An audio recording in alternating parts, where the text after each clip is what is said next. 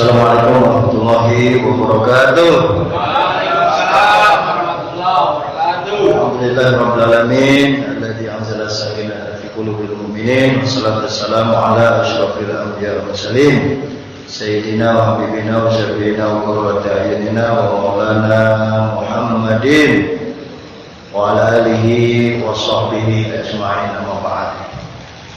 Yang saya muliakan segenap para ulama, para hujat, para asatidzah, para tokoh masyarakat, Al-Husul Mukarram, Bapak Ustaz Haji Muhammad bin Jaminan, yang saya hormati seluruh pengurus Ikatan Silaturahmi Lingkungan Rahman Majelis Taklim Islam, dan juga para tokoh masyarakat, ibu-ibu, bapak sekalian, para pendengar pecinta mengajar rutin Islam. Pertama, bersyukur kita sehat. Bersyukur juga hari ini kita udah masuki Sya'ban. Bersyukur juga hari ini tanggal 1 gajian. Yang gajian, yang gak gajian ya diam baik. Yang belum ya belum dah. Yang gajian juga langsung hilang, didebet sama bank, ya kan. Yang penting sehat, alhamdulillah. Awin, hadap sini Mbak Awin, ngaji. Gak apa-apa sambil merokok. Ini bebas. Majelis taklim bebas ngerokok. Ya, alhamdulillah. Tandanya kalau orang merokok berarti sehat, ya kan? Kalau nggak ngerokok, ya sehat juga. Orang yang sakit nggak bisa ngerokok. Ya. Hari ini kita lanjut pengajian kitab Nasaihul Ibad. Sudah saya share di grup Islam. Di grup Islam itu dibuka juga Pak. Jangan cicing wae. Lamun ayat eta pengumuman atau kabar-kabar naon, kabar maut, kabar jeki, kabar nyunatin, kabar hajatan, eta komen nu di grup teh. Ngerti nggak tuh kata Pak RT ngomong apaan? Jadi grup ini jangan sepi. Mawin ya, Mawin lagi nyopir di tol, dipoto, jegret, ya kan? Pak siapa Bang Bule lagi di BSD, masukin aja. Pak RT hari lagi di mana? Ya, informasi jalanan hari ya. Kadang informasi Tangerang Selatan kan penting. Ketiga, bersalawat pada kanjeng Nabi Muhammad sallallahu alaihi wasallam. Allahumma shalli ala sayyidina Muhammadin. Pak Ilzam, dimulai dengan tibil qulub, coba biar sehat. Allahumma shalli ya ala sayyidina Muhammadin tibil qulubi.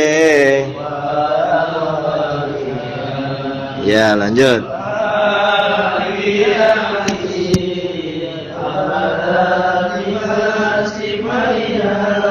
Wa nuril absari wa diyaniha wa ala alihi wa sahbihi wa sallim. Satu kali lagi. Allahumma sholli ala sayyidina Muhammadin tibbil qulubi wa dawaiha.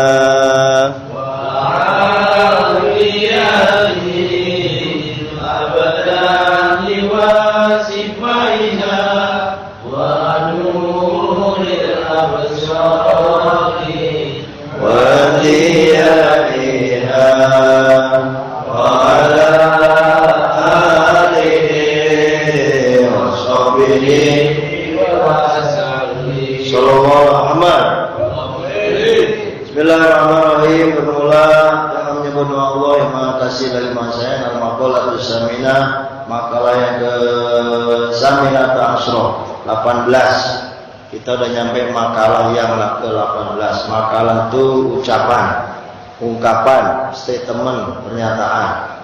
Kila dikatakan man tarokatnya mansan orang tarokat dunuba yang menjauhi, meninggalkan dosa-dosa.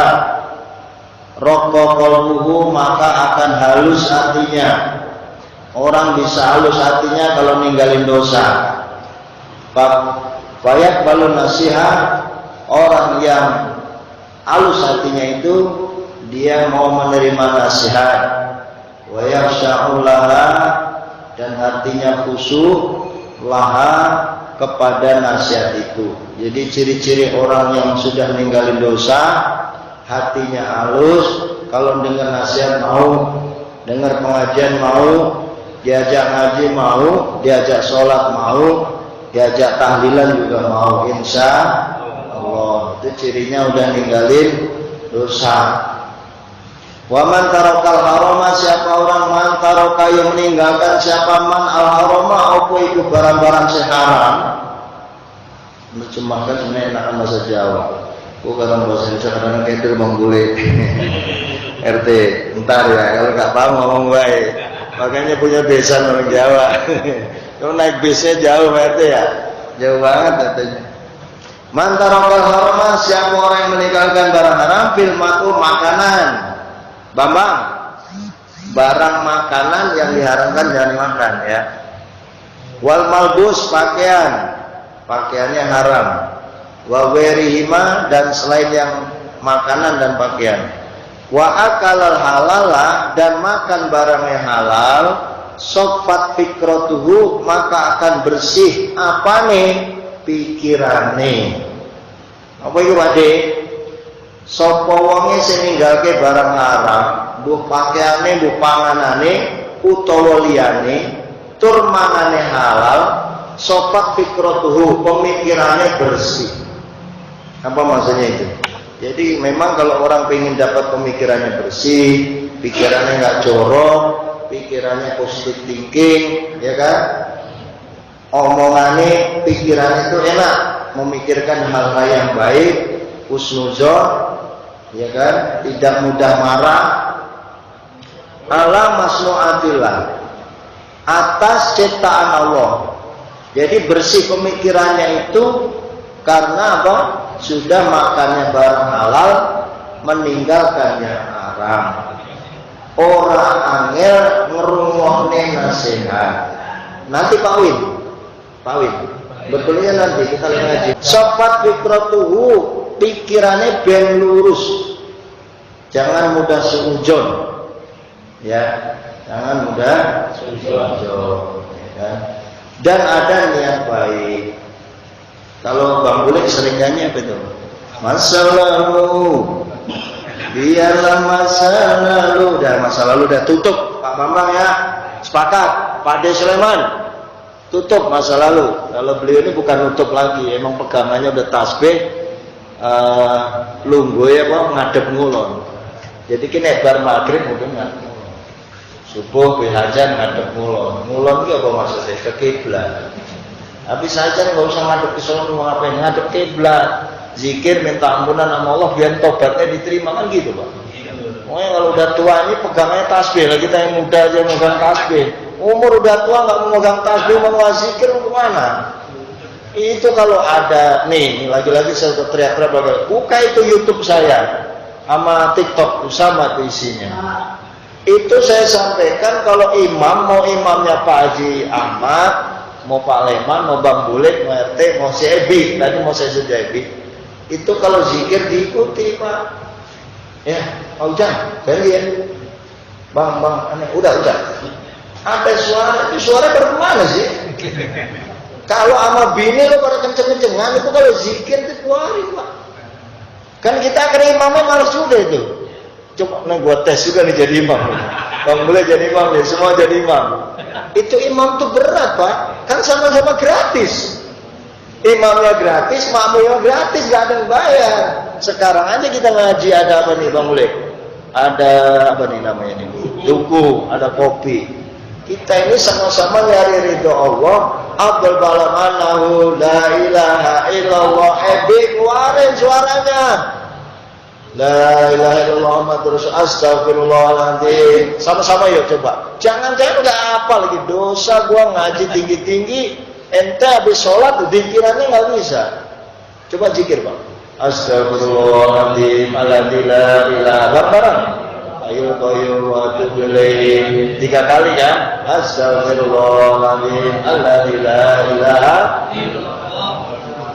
Terus gaspol Ebi nggak ada suara, berarti apa? Ebi itu saya kira, saya ngimamin itu belakang saya ada 1 orang atau 2 orang. Ternyata pas salaman ada 10, tapi nggak ada suaranya. Jangan gitu Pak. Itu sampai namanya menghina imam itu sebenarnya pelecehan imam itu kalau saya sebut. Lalu imamnya baca zikir sampai diem aja. Jangan dong. Ya Pak Haji. Nah, kalau Pak Haji ngimamin, oke, dia memang agak pelan dia suaranya, dibantu mertua, apa-apa dah. Tapi suara keluar bisa kan Pak Haji? Ya, ini kayak Bang ini nih, Bang Pak Sulaiman. Jadi saya pengen dengerin suaranya. Ya jadi kan, jangan sampai nanti saya ngomong gini, ini kasar nih masuk YouTube nih.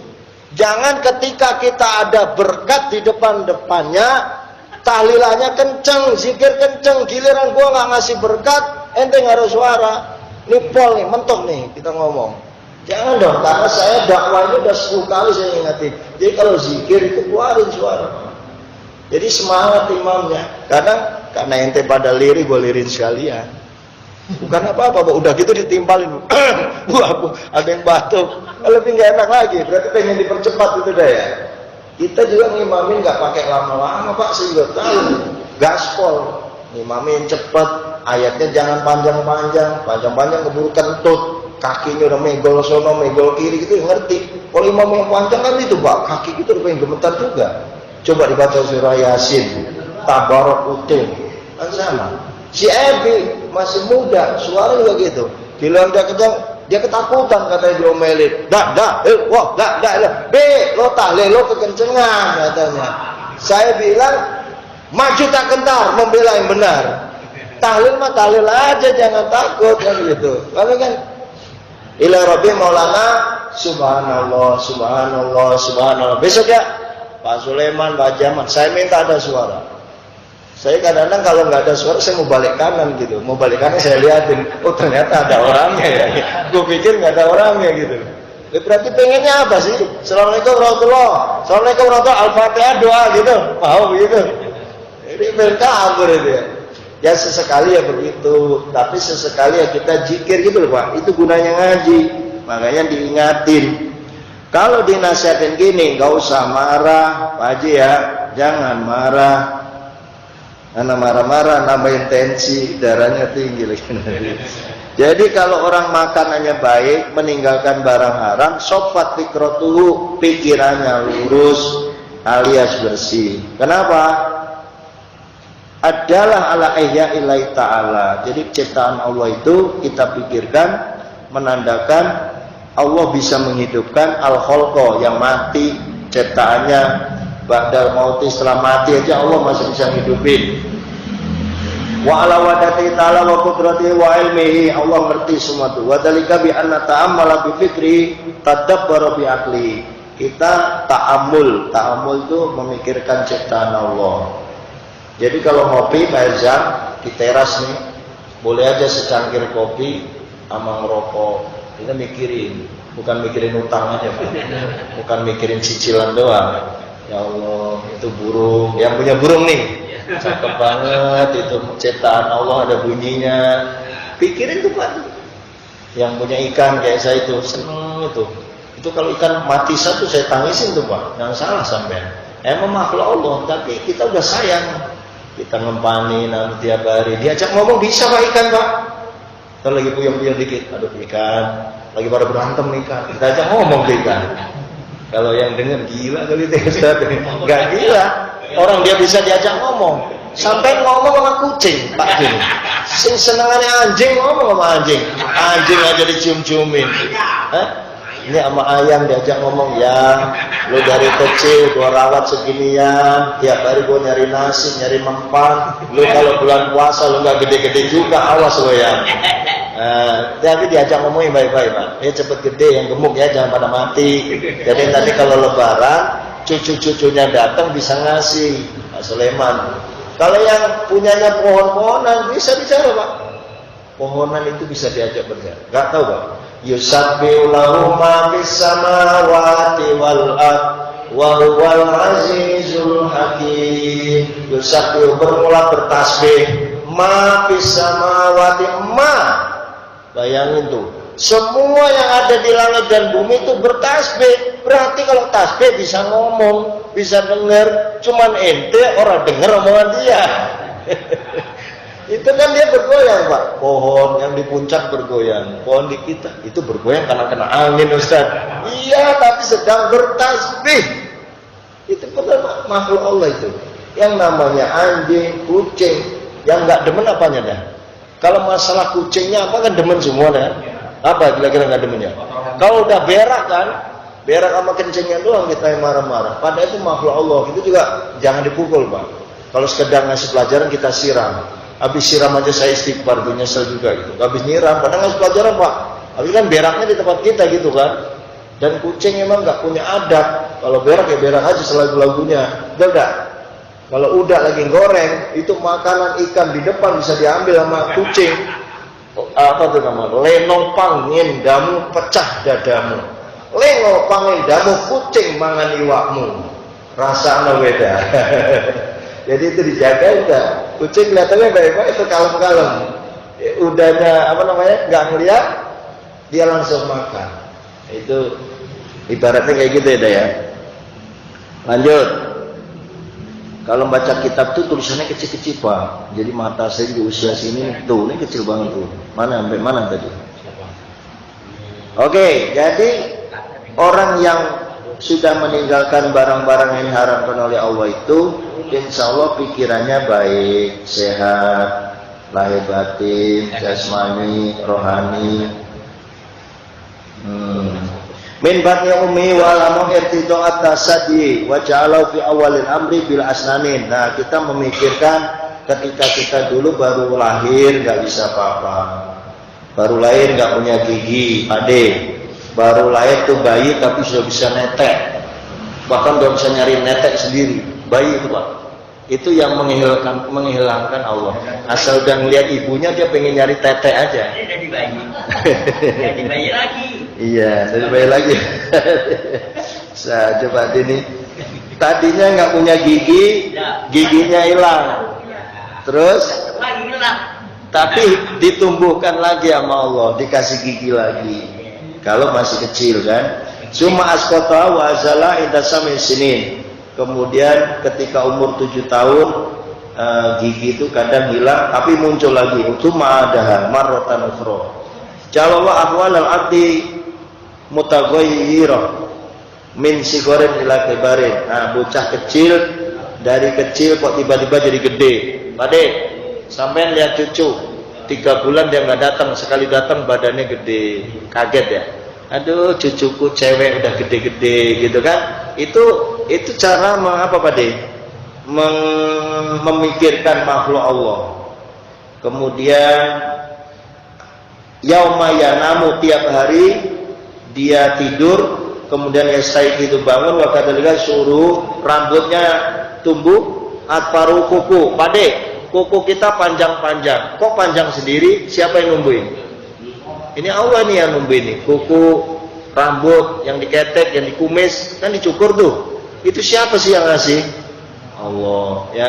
Sampai kita gigi juga pada ompong nih ya, sebenarnya ya udah bukan apa-apa Pade. Kalau udah tua ya susah. Kecuali pakai gigi palsu kan bisa. Pakai gigi palsu, tapi kita belum pengen ya. Sakit nggak dipasangnya itu ya. Temen saya tuh kalau pakai giginya utuh. Tiba-tiba kalau dia makannya salah, kan copot itu Pak ini, yang gigi palsunya itu. Copot kan ngeri ketelannya. Wa kadzalika syamsu wal qamar, ada matahari, ada bulan. Coba dilihat tuh, wan nujum. Nujum itu apa Pak? Bintang. Wasahab, awan. Mau hujan nih, gledek. Dardor, wah mendungnya gelap. Kenapa mendung gelap? Gluduk bukan berarti hujan. Apa itu Mas? Bahasanya mendung tidak berarti hujan. Ya karena kalau hujan pasti mendung gitu ya. Itu dipikirin tuh. Enggak, kenapa ada petir? Kenapa kalau orang kesambar petir bisa mati? Kenapa itu bahaya gedung-gedung bangunan? Nah, itu pemikiran orang yang pikirannya sudah bersih. Ini penjelasannya panjang banget, jadi saya nggak usah baca penjelasan yang panjang. Lanjut.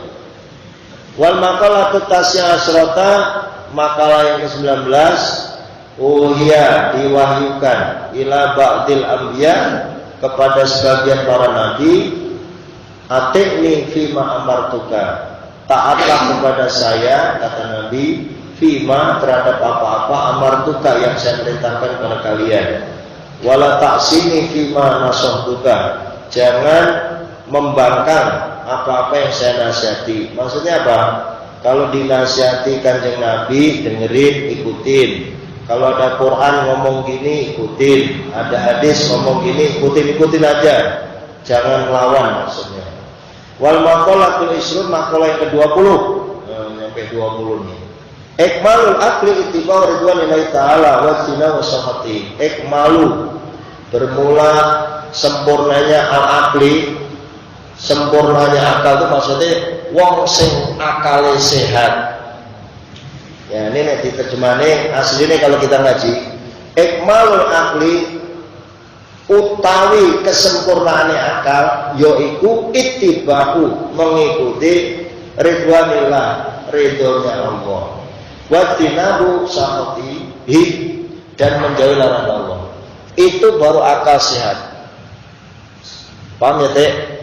Sing akale sehat yaitu langit, satu, mengikuti ridha Allah, dua, menjauhi yang dibenci sama Allah. Saya ulangi, yang dimaksud sempurnanya akal adalah ittiba'u ridwanillah, mengikuti ridha Allah. Apa lagi? Yang kedua, menjauhi yang dibenci Allah. Paham ya?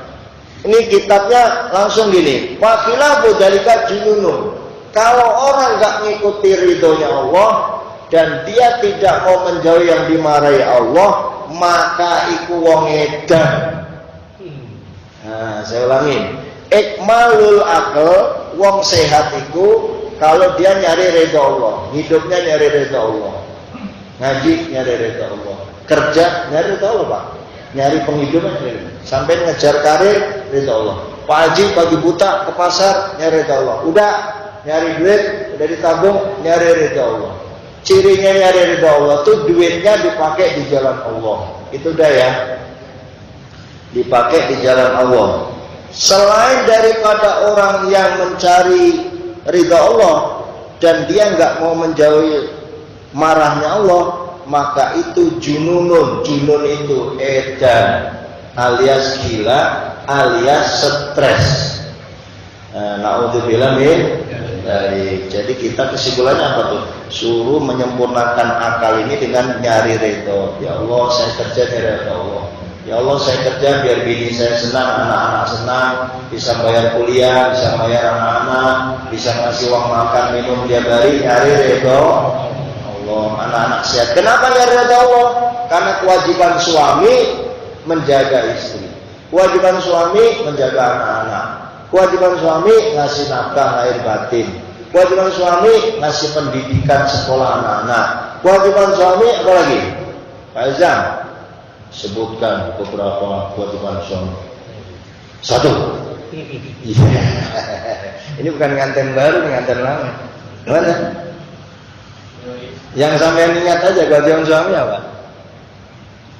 Waduh, perlu ikut penataran susatan lagi nih. Bang Bule, wajibannya apa? Wajiban suami. Nah, Pak RT, kewajiban suami mencari rezeki. Terus kewajiban terhadap anak,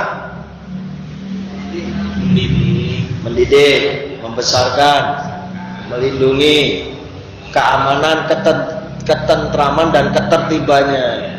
Kalau ada yang resek, Pak RT yang maju, kan begitu kan? Itu diantara kewajiban suami. Ya Pak Bambang ya, konsentrasi Pak Bambang. Wal maqalatul hadiyah wal isrun, bermula makalah yang ke-21 nih. Kila dikatakan lagur badal fadli, tidak asing bagi orang yang alim, orang ngerti, orang yang punya ilmu. Walau watona lil jahilin, dan tidak punya tanah air orang-orang yang bodoh, orang yang bego. Apa maksudnya ini?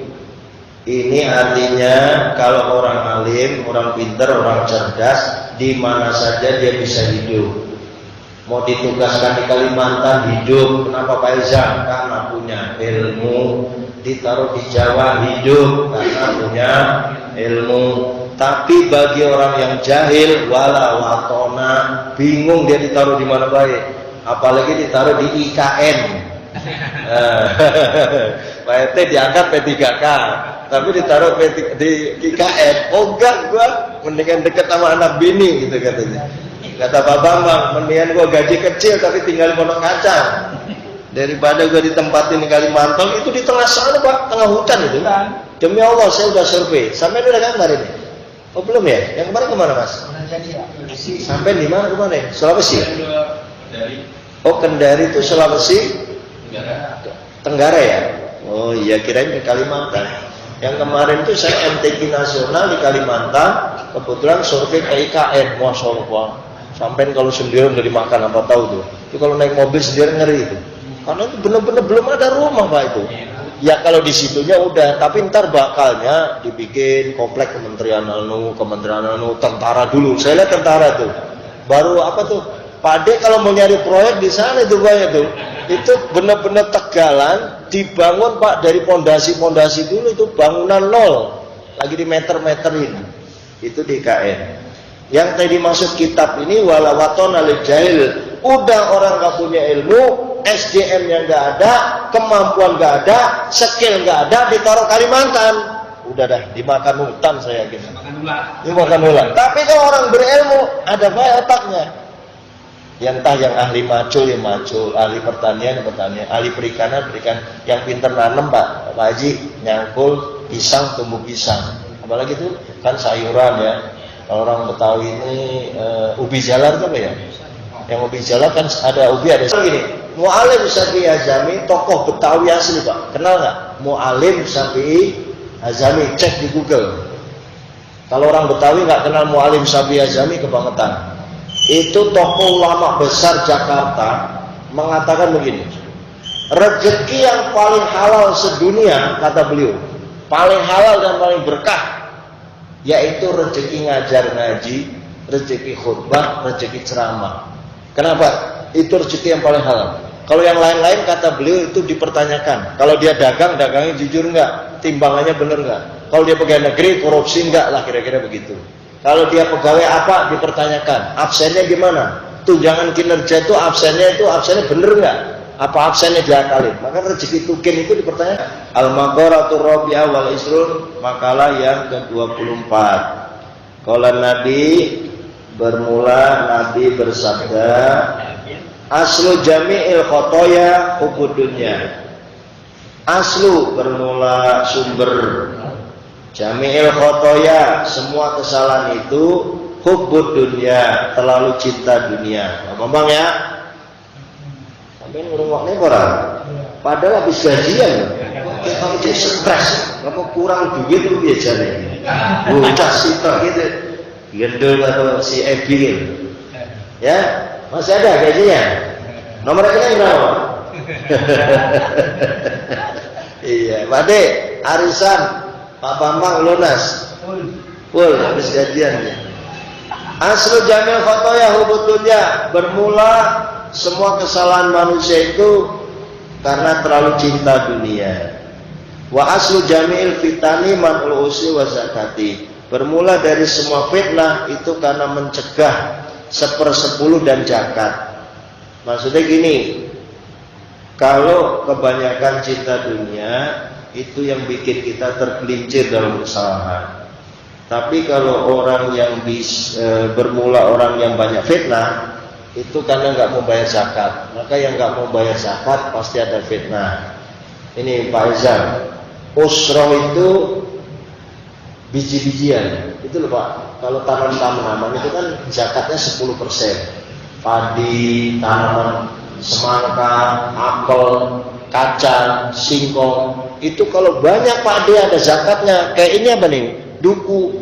Lah, duku kalau segini nggak ada zakatnya, tapi kalau sudah bertonton kan ada zakatnya.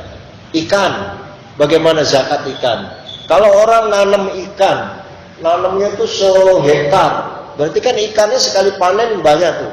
Itu Pak RT wajib ada zakat. Nanam singkong kalau hanya 2 meter kebunnya, sini sama situ, sepanjang ini ya nggak ada zakat. Tapi kalau singkong kayak di Lampung 1 hektar singkong semua, 1 hektar nanas semua, ada nggak zakatnya? Wajib Pak. Rambutan tapi dari ujung ke ujung, itu zakat, namanya usroh bahasa Arabnya. Orang yang nggak mau zakat itu 1/10-nya itu pasti dapat fitnah. Fitnah itu ujian, bala, celaka, kebakaran. Kayak Los Angeles itu mungkin nggak bayar zakat. Los Angeles ya. Gimana itu kabarnya? Udah Los Angeles masih kebakaran? Sudah habis? Udah nggak ada lagi? Ya udah tobat dia ya. Suruh tobat, Palestina suruh merdeka. Tapi ntar setelah merdeka kan mau bangun rumah sakit lagi nih Indonesia. Rumah sakit Indonesia yang di Palestina udah dibom hancur. Tapi sekarang mau bangun lagi Pak Haji, rumah sakit di Palestina. Mudah-mudahan orang sekolah-sekolah anak-anak udah pada bisa, tapi jangan dihancurin lagi. Yang ngerinya Amerika ekonomi udah banyak, fulus sudah banyak, bangunan udah gede lagi. Oh, nyerang lagi Israelnya. Naudzubillah min dalik. Itu musuh bebuyutan memang. Al-maqalatul khamisah makalah ke-25 terakhir. Kila dikatakan al-muqirru bitafsir, mengakui kita banyak salah, mengakui banyak kurang, mengakui banyak dosa, mengakui kurang sholat, mengakui nggak pernah bangun malam, mengakui nggak puasa sunnah, mengakui kurang zakat, mengakui banyak dosa. Nah intinya itu abadan mahmudun, orang begitu malah terpuji. Saya datang ke Azam, sampean rajin. Enggak Ustaz, saya ini masih malas saya ini jarang bangun tahajud. Orang kalau ngaku gitu malah bagus Pak. Saya ini masih banyak dosa Pak. Nah malah cakep itu PRT. Justru kalau kita enggak, saya udah suci, saya udah pasti masuk surga, belum tentu malah. Naudzubillah min dalik. Jangan Pak. Kita lebih baik ngaku banyak salah, banyak kurang. Mohon maaf ya, di grup kita juga nggak iyalah. Mohon maaf saya banyak salah. Mohon maaf saya masih banyak kurang. Mohon maaf saya nggak rajin ibadah. Mohon maaf saya kurang sedekah. Wal iqraru bitafsir, dan mengakui kelemahan itu, kekurangan itu alamatul qabul. Tandanya malah amalnya diterima. Li'annahu isyaratun ila adamil ajabi wal kibri, itu isyarat kalau orang ngaku banyak dosa, isyaratnya apa? Dia enggak ujub, enggak pamer, enggak sombong. Naudzubillah min dzalik. Kufranun nikmah lu'mun. Orang yang mengkufuri nikmat itu dicela. Kufranun nikmah lu'mun. Kufur nikmat itu dicela. Apa maksudnya? Ada musyukri lin nikmah, orang yang enggak bersyukur terhadap nikmat, dalilun ala dana atin nafsi, bahwa dirinya itu hina. Maka orang yang enggak bersyukur nikmat itu dicela. Makanya nasihat yang paling gampang, bersyukur. Wasubatul amaki, jangan bergaul dengan orang dungu. Orang dungu ini lebih parah daripada orang bego. Kalau orang bego dikasih tahu ngerti, lo jangan ngasih, lo makan di sana ya.